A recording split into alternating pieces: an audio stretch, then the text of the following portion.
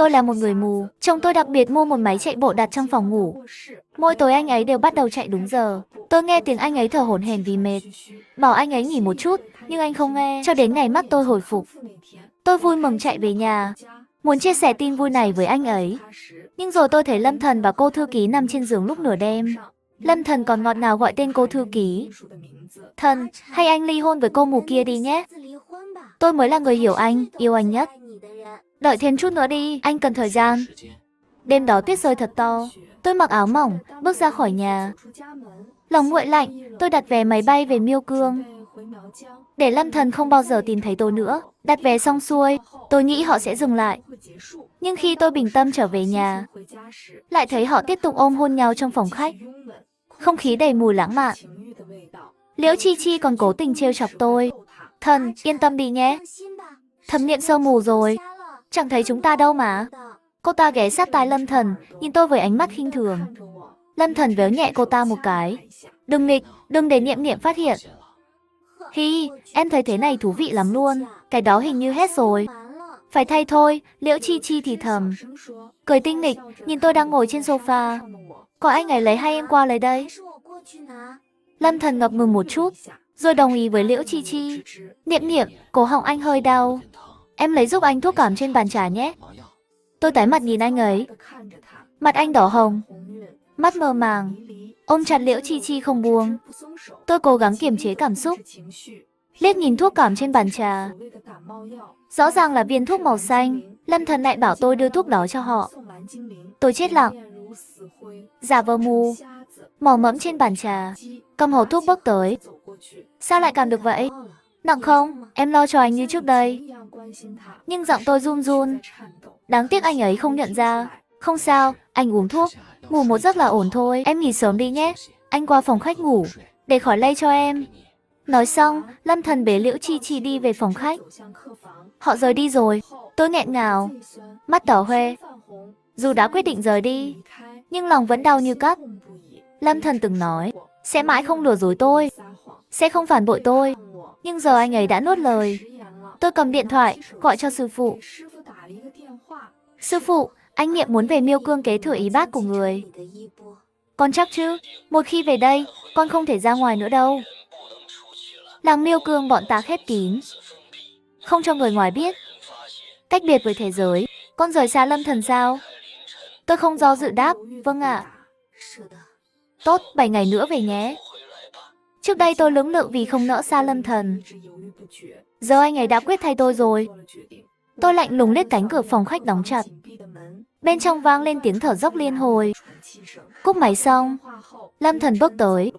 Cổ và người anh đầy dấu hôn. Đó là dấu tay Liễu Chi Chi để lại trong lúc thân mật. Tôi bỗng thấy thật khó chịu. Không kìm được, tôi buồn nôn. Thấy tôi thế, Lâm Thần lo lắng tiến lại gần.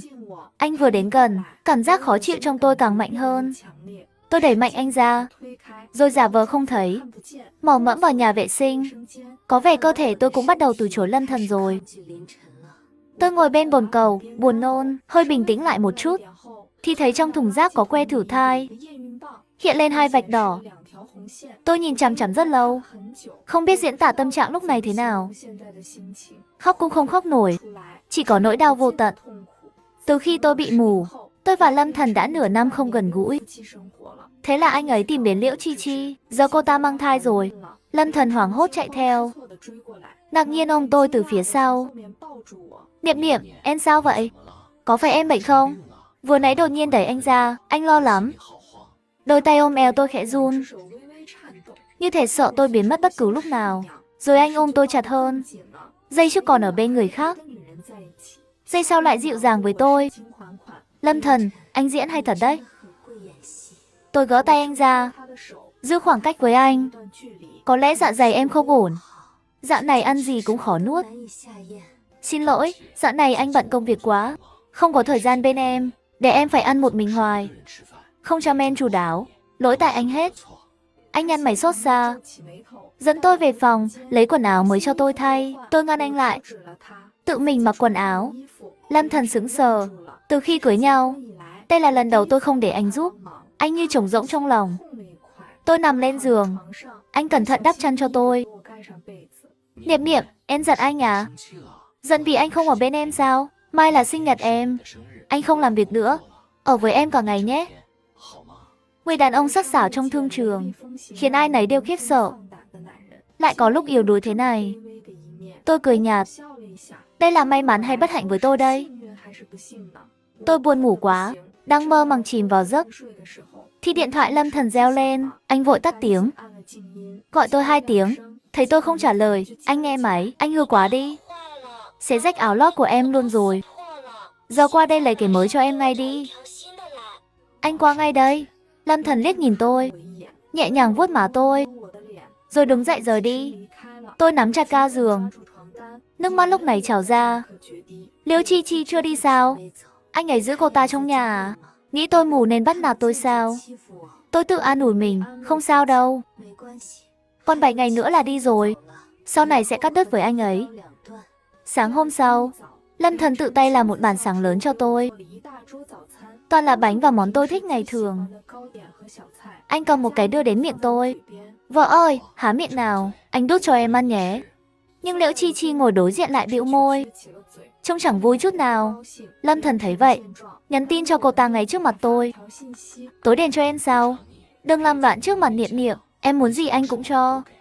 Liễu Chi Chi mới đắc ý thu lại cảm xúc, liếc tôi đầy khinh thường, rồi đứng dậy rời bàn ăn. Tôi không ăn món Lâm Thần làm. Lâm Thần tưởng tôi còn giận.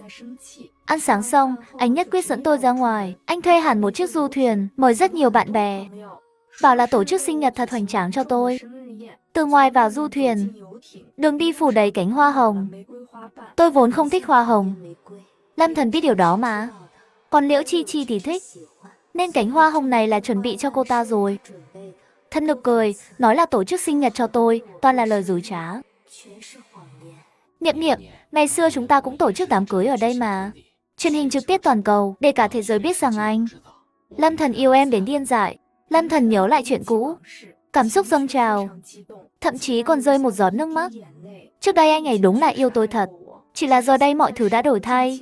Tình yêu của anh ấy đã chia đôi rồi. Tôi nhìn Liễu Chi Chi, mặt không cảm xúc.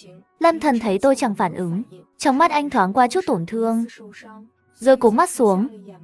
Nhưng chỉ vài giây thôi, mắt anh lại sáng lên, môi khẽ cong một nụ cười. Nhìn ra bông tàu, anh dặn người giúp việc trông chừng tôi.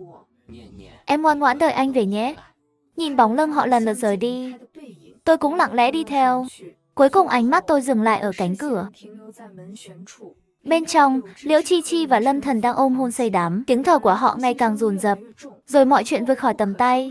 Tôi run rẩy lấy điện thoại, hướng về phía họ. Họ quấn quýt bao lâu? Tôi đứng nghe bấy lâu. Cuối cùng tôi thẫn thờ quay đi. Cho đến khi về đến nhà, tôi hoàn toàn buông bỏ Lâm Thần trong lòng. Vừa bước vào phòng, Lâm Thần hớt hải chạy về. Thấy tôi, anh mới thở phào nhẹ nhõm. Niệm Niệm, sao em lại tự về nhà một mình vậy?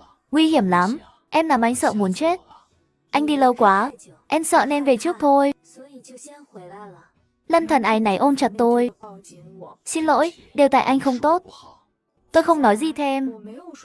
Lâm Thần cũng không rời đi, luôn ở bên cạnh tôi. Chúng tôi yên lặng bên nhau vài ngày, cho đến sáng ngày thứ 7. Khi anh đưa tôi ra ngoài đi dạo, anh nhận được một cuộc gọi. Lấy cớ tăng ca để vội vàng rời đi. Tôi giữ anh lại, lấy một tờ giấy đưa cho anh. Em có một văn bản cần anh ký tên. Em không thấy được, anh đang vội đi gặp Liễu Chi Chi. Không nghĩ ngợi gì, ký luôn. Văn bản gì vậy? Em muốn mua xe hay mua nhà? Anh vừa hỏi vừa đưa tôi một cái thẻ, bảo tôi tự đi mua, rồi vội vã rời đi. Tôi muốn nói lời tạm biệt tử tế cũng không kịp. Anh ấy không hề biết thứ anh ký là đơn ly hôn. Thôi kệ, chắc anh cũng chẳng cần. Tôi tháo kính đen ra, nhìn bóng lưng Lâm Thần xa dần. Lâm Thần, chúng ta tạm biệt nhé. Tôi trở về nhà, đặt đơn ly hôn và video trong điện thoại lên bàn trà. Nhìn ngôi nhà này lần cuối thật sâu. Xách vali rời đi không ngoảnh lại. Còn Lâm Thần thì lao thẳng đến bệnh viện. Liễu Chi Chi gọi anh, bảo rằng cô ta bị thương. Đến nơi anh mới biết lại bị cô ta lừa. Chỉ là cảm nhẹ thôi. Lâm Thần bực mình trừng mắt nhìn Liễu Chi Chi. Sau này đừng trẻ con như vậy nữa. Khi anh quay người đi, bác sĩ chữa mắt cho tôi nhìn thấy Lâm Thần, lo lắng nói, Tổng giám đốc Lâm, mắt của Thẩm Niệm Sơ lại có vấn đề sao? Lâm Thần ngơ ngác nhìn ông ấy, không hiểu lời này nghĩa là gì. Ý ông là sao? 7 ngày trước chúng tôi đã chữa khỏi mắt cho Thẩm Niệm Sơ rồi. Lúc đó cô ấy vui lắm, bảo sẽ tự mình nói tin vui này với anh.